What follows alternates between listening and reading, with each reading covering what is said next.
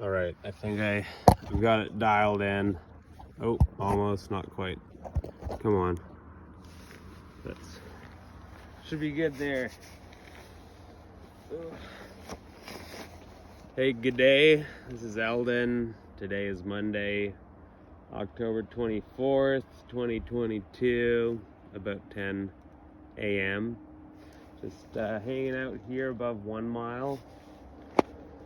Got a lot of rain last night, decent amount of snow on the mountain, and yeah, I just felt a bit inspired to just share a little bit about what I've been going through, and you know, ultimately to develop a better understanding of myself, and in doing so, hopefully offer something similar to you, the viewer.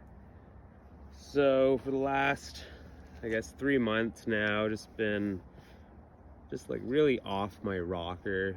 You know, for a long time I was like in a good, healthy routine, maybe not surrounded by the most healthiest of people. Not to say that they weren't healthy, but their presence in my life was anything but.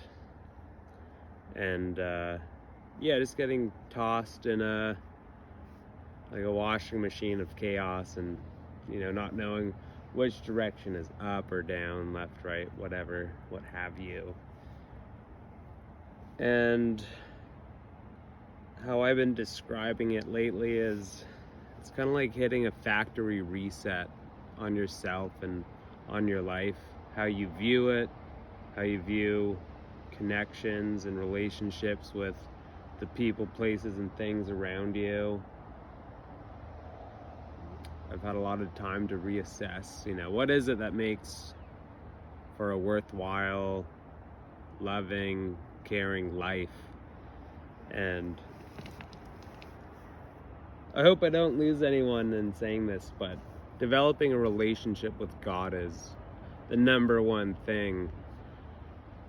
Because in that relationship, rather than occupying the flesh and indulging in fleshly desires, one would occupy the spirit. And I mean, I don't know for fact or anything, but I'd argue that the spirit knows more deeply than you or your mind or your ego ever could. And being in contention, or I don't know about that, being in the presence of a relationship with God bestows, at least for me, it's allowed me to kind of step outside of how I look at myself, how I treat myself, and, you know, almost eliminate just like selfish, resentful, fearful, and dishonest actions in my life. You know, I'm so much better off, you know, using myself as a vessel for whatever God's message is. And I know, and not to say like how I use God pretty generally, as I would hope most people do, I guess. Like, God is not, you know, a bearded white man in the skies or a dragon or whatever it is. You know, God is like all of this, all of what's in my head, all of what it takes to create a cell phone. Everything, you know, everything in existence is under God's umbrella. And even beyond that, of which we have,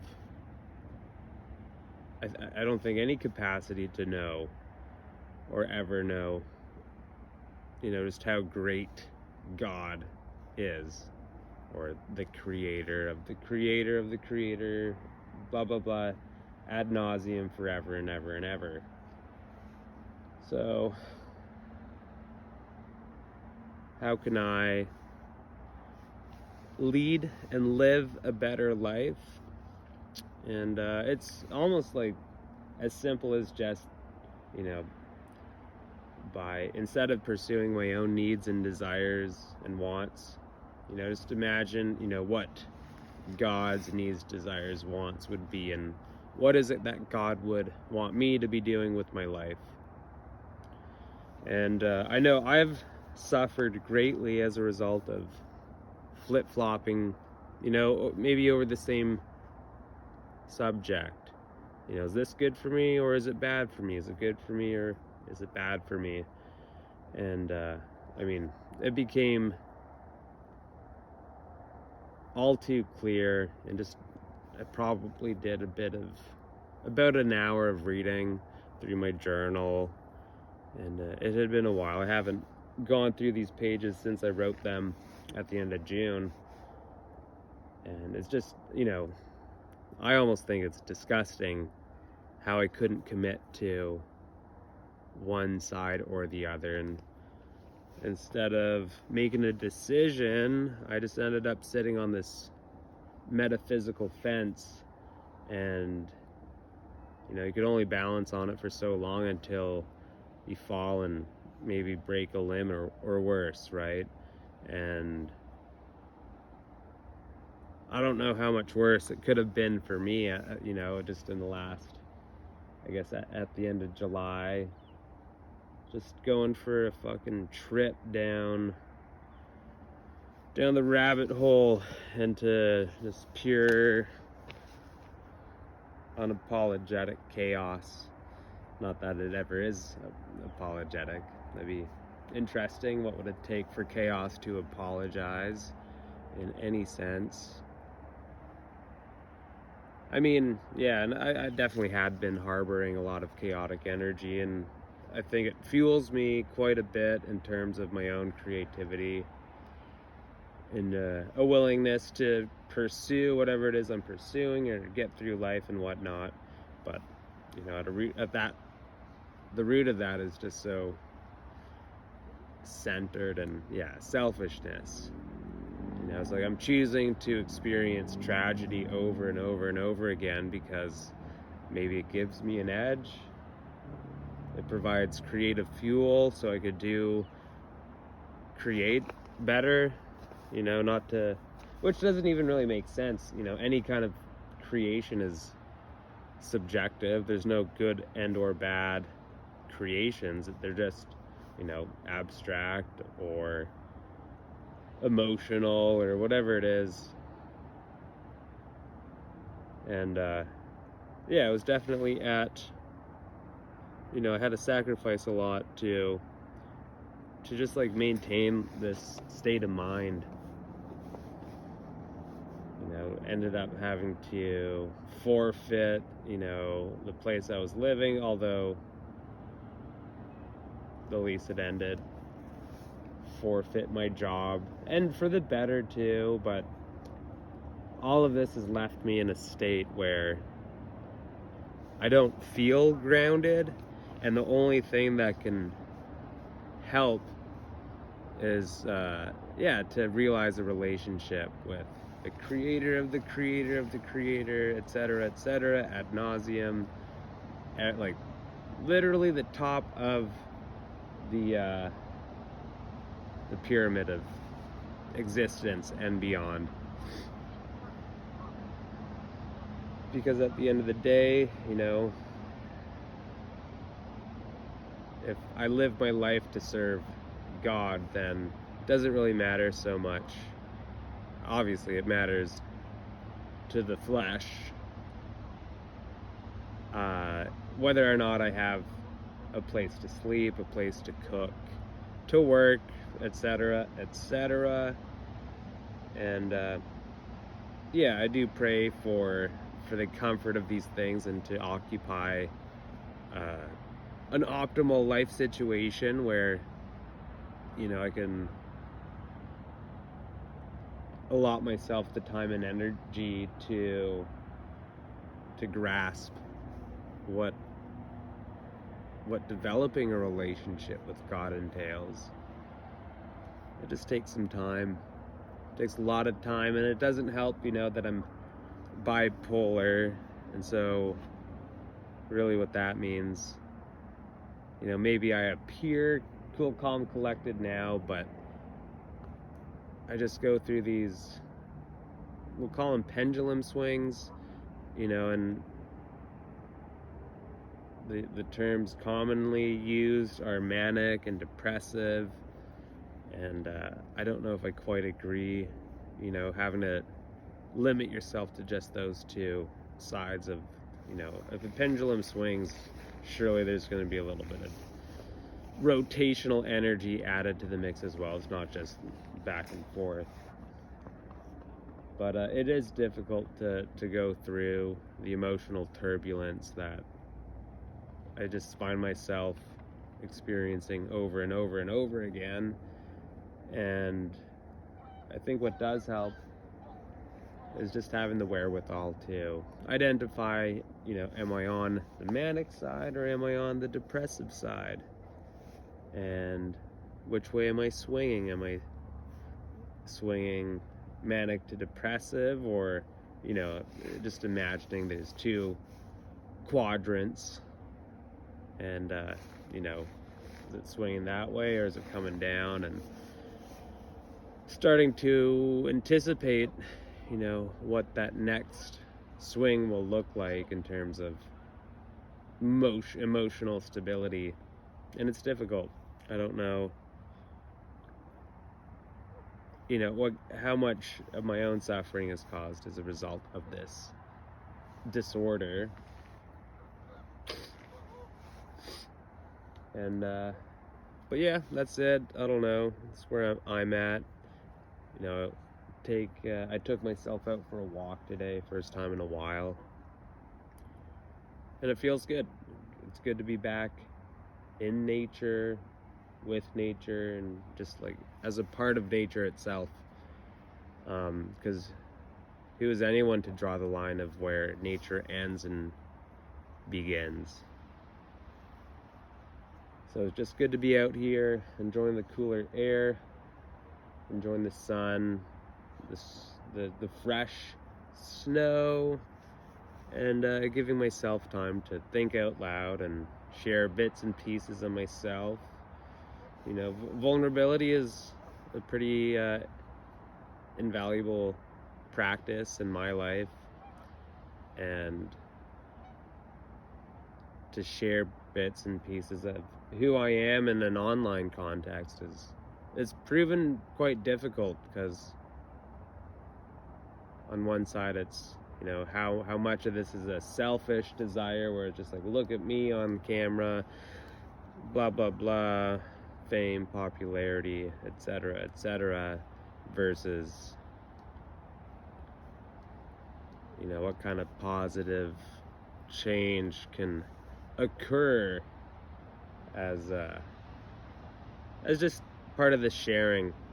I don't want to try to say any which way is the right way to live or anything like that, but to accept a higher power in your life, I think it does wonders for your spirit, your soul. Definitely helps me deal with a brain or mind as self-deprecating as it is, and to do good, and not just good for yourself, but to do good in what you believe a higher power's sense of good is.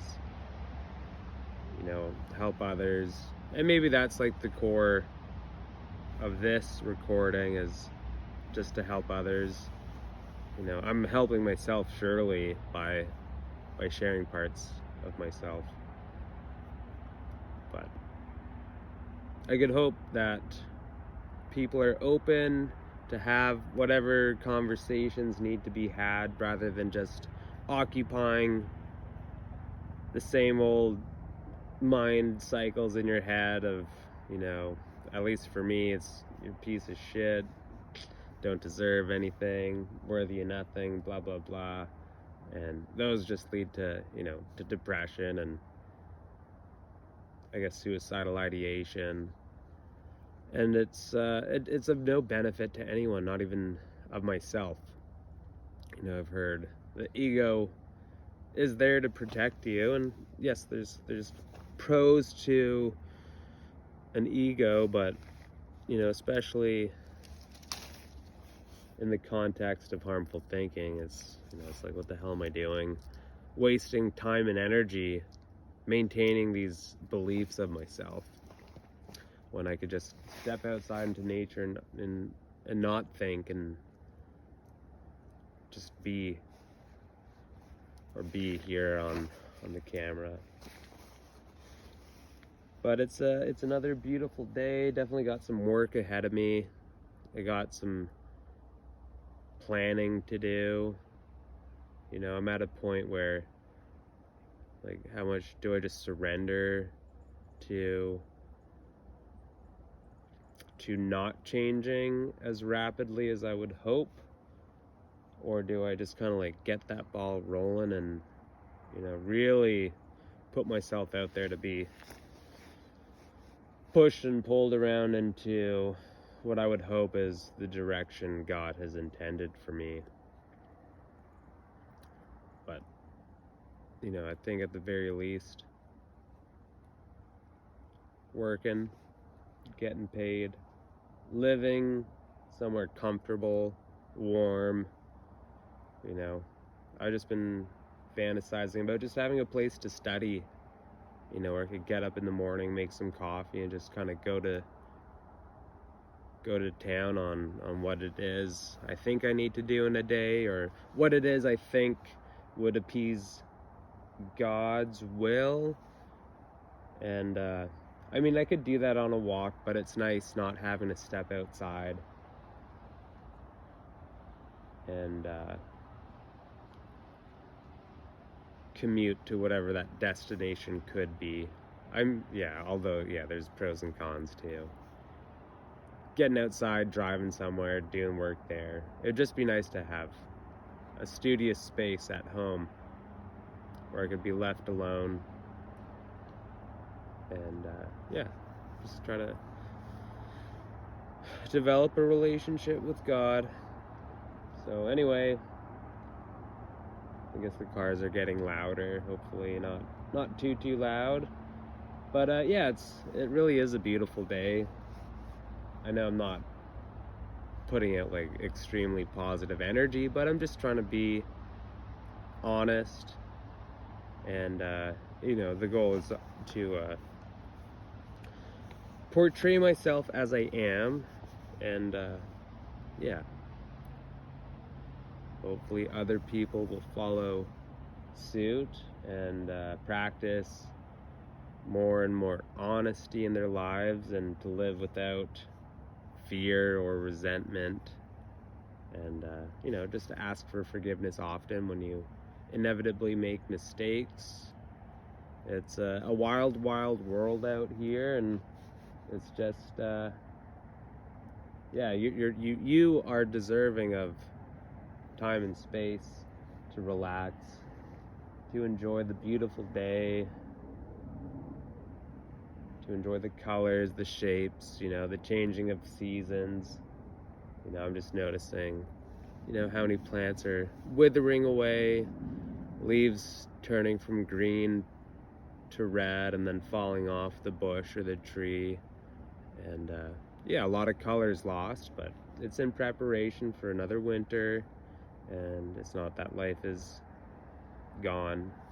It's just, in a sense, taking a break. So don't forget to give yourself a break too, because life is exhausting.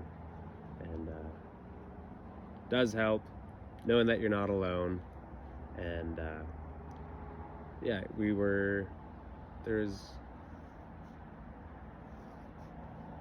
I'm trying to remember what my football coach told me.